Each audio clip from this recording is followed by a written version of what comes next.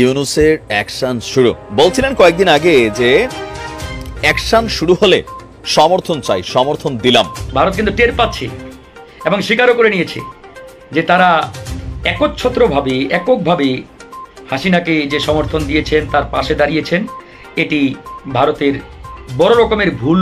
আসসালামু আলাইকুম ভিউয়ার্স, দেশ ও দেশের বাহির থেকে যারা আমার ভিডিওটি প্লে করেছেন জানাচ্ছি আন্তরিক শুভেচ্ছা অভিনন্দন। আশা করি সবাই ভালো আছেন, সুস্থ আছেন, আলহামদুলিল্লাহ। তো ভিউয়ার্স, দীর্ঘ 15 বছর স্বৈরশাসক শেখ হাসিনা বাংলাদেশকে নিজের মতো করে তিলে তিলে ধ্বংস করে দিয়ে সর্বশেষ অর্থকর্তী নিয়ে তিনি বাংলাদেশ থেকে পালিয়েছেন। কিন্তু যখন তিনি ক্ষমতায় ছিলেন তখন তিনি কিন্তু ডক্টর ইউনূসের কপালেই তার নিজের মৃত্যুর আজরাইলের প্রতিচ্ছবি দেখতে পেয়েছেন এবং বর্তমান প্রেক্ষাপটের সাথে তা মিলিয়েও নিয়েছেন তিনি ব্যাপকভাবে, যার কারণে বিভিন্ন সময় এই নোবেলজয়ী ডক্টর ইউনূসকে বিভিন্নভাবে তিনি অবৈধ মামলায় হ্যারাসমেন্ট সহ কারাগারে তোলারও বিভিন্ন পায়তারা করেছিলেন। কিন্তু এই ডক্টর ইউনূস এই সমস্ত ঘাত প্রতিঘাত অপেক্ষা করে তিনি আবারও হাসিনার মসনদে বসলেন এবং শেখ হাসিনাকে সর্বশেষ তিনি কিভাবে শায়েস্তা করবেন বিস্তারিত জানবে এই রিপোর্টে। ভিডিওতে যাওয়ার আগে ছোট রিকোয়েস্ট করব, যারা এখনো চ্যানেলটি সাবস্ক্রাইব করেননি, নিয়মিত দেশের সকল আপডেট সবার আগে জানতে অবশ্যই চ্যানেলটি সাবস্ক্রাইব করে পাশে রাখবেন। দর্শক আসুন স্ক্রিনে। ডক্টর ইউনূসের অ্যাকশন শুরু বলছিলেন কয়েকদিন আগে যে অ্যাকশন শুরু হলে সমর্থন চাই, সমর্থন দিলাম, পারফেক্টলি সমর্থন আছে। দেখেন, আমি বারবারই বলি, একজন লিখছিলেন ভাই তো আপনি আওয়ামী লীগ হলে আপনি ডক্টর ইউনূসকে কেন সমর্থন করেন? দেখেন, আমাদের এইটাই সমস্যা। আমরা আওয়ামী লীগ করে দেখে ডক্টর ইউনূসকে কেন সমর্থন করব না? আপনি যদি একটু যৌক্তিকভাবে চিন্তা করেন, যদি আপনি দল বেচা ভাত খান, পোস্ট পদবি বেচা ধান্দা করেন, ইনকাম করেন, দেন আপনার কাছে ডক্টর ইউনূসরে এই মুহূর্তে পছন্দ হবে না। আমার কাছে পছন্দ কেন? আমিও চাই আমার দল আওয়ামী লীগ রাজনীতি করবে মানুষের ভালোবাসা নিয়ে, আমার দল উন্নয়ন করবে, যে উন্নয়নটা এসে বিএনপির কাছে হিংসার কারণ হবে, বিএনপি আরো বেশি উন্নয়ন করবে। আমার দল যদি কোনো অপরাধ করে বিএনপি এসে সেই অপরাধটা কম করবে, বেশি না। এইটাই তো রাজনীতি হওয়া উচিত ছিল, কিন্তু আমাদের দলগুলো এই ট্র্যাকে নাই। এখন এই দলগুলোর জন্য একটা লেসন ক্রিয়েট করার চেষ্টা করছেন ডক্টর মোহাম্মদ ইউনূস। সুতরাং তিনি একটা সিলেবাস তৈরি করছেন, আর এই সিলেবাসটা তৈরির পক্ষে আমি, কারণ এখন যে অ্যাকশনটা নেওয়া হয়েছে সারা বাংলাদেশের গ্রামে প্রত্যন্ত অঞ্চলে এই অ্যাকশনটার রেজাল্ট পৌঁছাতে যাচ্ছে। চেয়ারম্যান, উপজেলা চেয়ারম্যান সাবধান, দল বেচা বহুত খাইছেন। যদি কোনো গমের সরকারের গম, চাইল, ডাইল, টিন লুট করে থাকেন, সময় কিন্তু চলে আসছে এই অ্যাকশন। বিশেষ পরিস্থিতিতে অত্যাবশ্যক বিবেচনা করলে, যদি জরুরি প্রয়োজন মনে করা হয়, সরকার জনস্বার্থে কোন সিটি কর্পোরেশন, পৌরসভার মেয়র এবং কাউন্সিলরকে অপসারণ করতে পারবে। এখানেই শেষ না। একইভাবে জেলা পরিষদের চেয়ারম্যান ও সদস্য, উপজেলা পরিষদের চেয়ারম্যান এবং সদস্য, এছাড়া পাশাপাশি ইউনিয়ন পরিষদের চেয়ারম্যানকেও সরিয়ে দেওয়ার সক্ষমতা দেওয়া হচ্ছে সরকারকে। আপনি বুঝতে পারছেন যে একজন এলাকাতে একজন লোক, খারাপ লোক, সে কোনোভাবে টাকা পয়সা খাওয়াইয়া পাবলিকরে টাকা পয়সা দিয়া বা অনৈতিকভাবে সে পাশ করে ফেলছে।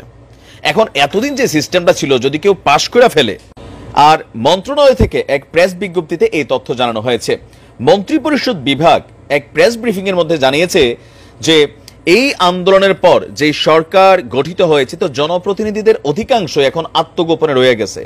জেলা উপজেলা পরিষদ থেকে শুরু করে সিটি কর্পোরেশন, পৌরসভা, উপজেলা, সব জায়গায় প্রায় একই চিত্র। তো তাদের তো একটা নির্দিষ্ট কাজ আছে। এখন তারা যখন না এই কাজগুলো কি হচ্ছে, ব্যাহত হচ্ছে। তো এখন এই পরিস্থিতিতে এই প্রতিষ্ঠানগুলো তো অনেকটা বিকল হয়ে গেছে। তো সরকার সেই ক্ষেত্রে এই আইনটাকে এখানে কানেক্ট করছে। বেসিক্যালি স্থানীয় সরকার আইন 2009-এ দুটি নতুন ধারা অ্যাড করে এই আইনটাকে বিশেষ ক্ষমতা বলে এইভাবে রাখা হয়েছে যে আজকের পর থেকে যারা এই প্রতিষ্ঠানগুলোতে মেয়র বা আরো বিভিন্ন পদে দায়িত্বশীল ছিল, তারা যারা অনুপস্থিত আছে, তাদের কাজটা করবে কে? প্রশাসক, ইউএনও অথবা জেলা প্রশাসক, অথবা তারা যাকে নিয়োগ দিবে সেইখান থেকে কাজটা পরিচালিত করা হবে। তো এটা খুবই সুন্দর একটা হয়েছে। তো এটা কি কয়েকদিনের জন্য না, বিশেষ পরিস্থিতিতে সরকার অত্যাবশ্যক মনে করলে ভবিষ্যতেও এই আদেশটাকে বলবৎ রেখে এই কাজগুলা চালাইতে পারবে। এটা কেন আমার কাছে মনে হয়েছে যে দরকার? যেমন ধরেন কোন একটা এলাকায় অনেক সময় হয় কি, আমাদের যারা আমজনতা আছে, এটা তো টাকাখুর, আমরা আমজনতা হচ্ছি, রুটি, বিস্কুট, চা, বিরিয়ানি এগুলা পাইলে আমরা ভুলে যাই যে 5 বছর আমি রাষ্ট্রের কাছে পাও না কি, রাষ্ট্র আমাকে দিচ্ছে কি। নির্বাচন আসলে চোর বাটপার দেখি না, দলের সিল দেখলেই লাফাইয়া লাফাইয়া ঝাপাইয়া পড়ি দেশে বিদেশ থেকে। তো অ্যাজ এ রেজাল্ট কি হয়, মারা খাই। তো সেই জায়গাতে একজন ক্ষমতায় বৈশা গেলে তারে 5 বছর আগে নামানো যায় না, আদালত ঘুরতে ঘুরতে তার মেয়াদ শেষ হয়ে যায়, আরেক নির্বাচনের সময় আসে। বাট এই আইনটা করতে পারবে কি কোনো দুর্নীতিবাজ কর্মকর্তা বা কোনো নেতা যদি এই জায়গাতে বৈশা যায়, সেই ক্ষেত্রে তাকে অপসারণ করা মাত্র একটা তুরিতে সে অপসারণ হবে। এটা খুবই সুন্দর একটা আইন হয়েছে। বাকি আছে চেয়ারম্যান। এখন দেখা যাক, হয়তো এটার ব্যাপারেও আসবে। তবে সারা বাংলাদেশের চেয়ারম্যানরা যারা অতি উৎসাহী ছিল তাদের মধ্যে অনেকেই বিপদে পড়ছে। নর্মালি এলাকায় যারা ভালো মানুষ ছিল, দল করছে, সমস্যা নেই। দেখেন এখনো বাংলাদেশে হাজার হাজার না লক্ষ লক্ষ আওয়ামী লীগের নেতারা বুক ফুলে ঘুরতেছে। কেন? তারা মানুষের উপর জুলুম করে নাই। যারা জুলুম করছে তারাই বিপদে আছে।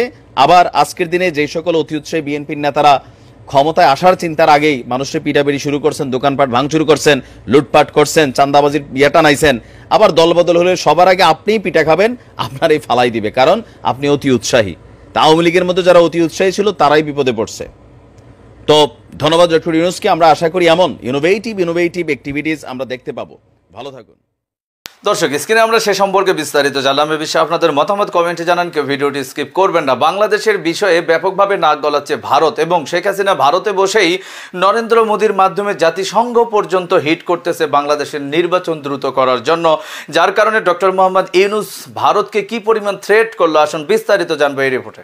ভারত কিন্তু টের পাচ্ছে এবং স্বীকারও করে নিয়েছে যে তারা এককভাবে হাসিনাকে যে সমর্থন দিয়েছেন, তার পাশে দাঁড়িয়েছেন, এটি ভারতের বড় রকমের ভুল কূটনীতিক সিদ্ধান্ত ছিল, ডিপ্লোম্যাটিক সিদ্ধান্ত ছিল, কিংবা রাজনৈতিক সিদ্ধান্ত ছিল। তারা কিন্তু এখন টের পাচ্ছেন। ইন্ডিয়া বাংলাদেশ নিয়ে এতদিন খেলেছে, এই দেশকে তাদের একটি অঙ্গরাজ্য বানিয়েছে, এই দেশের মানুষকে নির্বিচারে সীমান্তে গুলি করে হত্যা করেছে। বাংলাদেশ যে একটা দেশ এটা স্বীকারই করে নাই, মনে করেছে তারা 30তম একটা রাজ্য বাংলাদেশ ইন্ডিয়ার। তাহলে এর খেসারত ইন্ডিয়াকে দিতে হবে না? তারা কি এমনি এমনি পার পেয়ে যাবে? পার পাবে না। ভারতকে পরিষ্কার বার্তা দিয়েছেন অন্তর্বর্তীকালীন সরকারের প্রধান উপদেষ্টা ডক্টর মোহাম্মদ ইউনূস, যেটি আমরা অনেকেই অনেকভাবে আশঙ্কা করছিলাম। এবং ভারত যেভাবে বাংলাদেশকে এতদিন তাদের পকেটে কুক্ষিগত করে রেখেছিলেন, এখান থেকে বের হওয়া অনেক টাফ, অনেক কঠিন, অনেক চ্যালেঞ্জিং, এটি নিয়ে আমরা অনেকেই অনেক উদ্বিগ্ন ছিলাম, অনেক এক প্রকারের আতঙ্কিতও বলা যায়। তো সেই জায়গায় আমাদের মাননীয় প্রধান উপদেষ্টা সেই আতঙ্ক, টেনশন আমাদের একবারে দূর করে দিয়েছেন। একবারে বলা যায় যে বাঘের বাচ্চার মতো তিনি ক্ষমতার চেয়ারে বসে যে হুঙ্কার দিয়েছেন ভারতকে, আমার মনে হয় ভারত ভালোভাবে টের পাচ্ছে এবং তারা বুঝতে পারছে যে কি এমন খুঁটি, শক্তিধর খুঁটি বাংলাদেশের ক্ষমতার গদিতে বসছে, সেটা কিন্তু তারা হারে হারে টের পাচ্ছে। তো এই জন্যই আমরা আগেই বলেছিলাম যে একটু ধৈর্য ধরতে হবে আমাদের। যিনি ক্ষমতায় বসছেন তিনি যেন তেন কোনো ব্যক্তি নন, এবং তার পিছনের চেয়ারের খুঁটি এতটাই শক্তিশালী, এতটাই স্ট্রং যে তাকে ওই একটা ফু দিলেই, একটা ধাক্কা দিলেই পড়ে যাবে, ভেঙে যাবে, এত কাঁচা ভাববার কোনো কারণ নেই, এতটা সহজ ভাববারও কোনো সুযোগ নেই, কারণ নেই। তিনি বলতে পারেন এই মুহূর্তে বাংলাদেশের একটা সিংহের মতো, এবং তিনি ক্ষমতার চেয়ারে বসে সিংহের মতো কিন্তু একটা গর্জনও দিয়েছেন। ভারতের একটি প্রভাবশালী গণমাধ্যমকে তিনি সাক্ষাৎকার দিচ্ছিলেন। তো সাক্ষাৎকারের সময় ভারতীয় সেই সাংবাদিক তাকে বাংলাদেশ নিয়ে নানাবিধ প্রশ্ন করছেন, এবং প্রশ্নের এক পর্যায়ে তিনি পরিষ্কারভাবে জানিয়ে দিলেন যে বাংলাদেশকে যদি কেউ অস্থিতিশীল করতে চায়, উত্তপ্ত করতে চায়, তাহলে বাংলাদেশের পূর্ব দিকে, উত্তর দিকে ইন্ডিয়ার যে 7টি রাজ্য রয়েছে, 7 সিস্টার্স, এই 7 সিস্টার্স শান্ত থাকবে না, সেগুলো উত্তপ্ত হয়ে যাবে। এমনকি তিনি শুধু ভারতেই সীমাবদ্ধ থাকেন নাই, তিনি মায়ানমারকে নিয়েও হুঙ্কার দিয়েছেন এবং বলেছেন বার্মাও শান্ত থাকবে না, সেখানেও উত্তপ্ত হয়ে যাবে।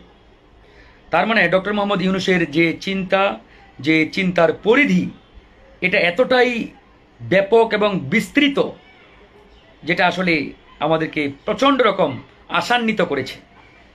এবং আমরা বলতে পারি, চিন্তাও করতে পারি যে আগামীতে হয়তো বাংলাদেশের মানচিত্র আরও অনেক বেশি বৃদ্ধি পাবে ইনশাআল্লাহ। সে পর্যন্ত আমাদের অপেক্ষা করতে হবে। আমরা এখনই বিস্তারিত আলাপে যাচ্ছি না। যদি আল্লাহ কপালে রাখে, হয়তো বাংলাদেশের বর্তমান যে স্ক্রিনে আমরা সে সম্পর্কে বিস্তারিত জানলাম। সো আজকের ভিডিও এই পর্যন্তই। ভালো লাগলে লাইক এন্ড কমেন্ট করবেন এবং দেশের সকল আপডেট সবার আগে জানতে অবশ্যই চ্যানেলটি সাবস্ক্রাইব করে পাশে রাখবেন। দেখা হবে পরবর্তী ভিডিওতে ইনশাআল্লাহ। আসসালামু আলাইকুম ওয়া রাহমাতুল্লাহ।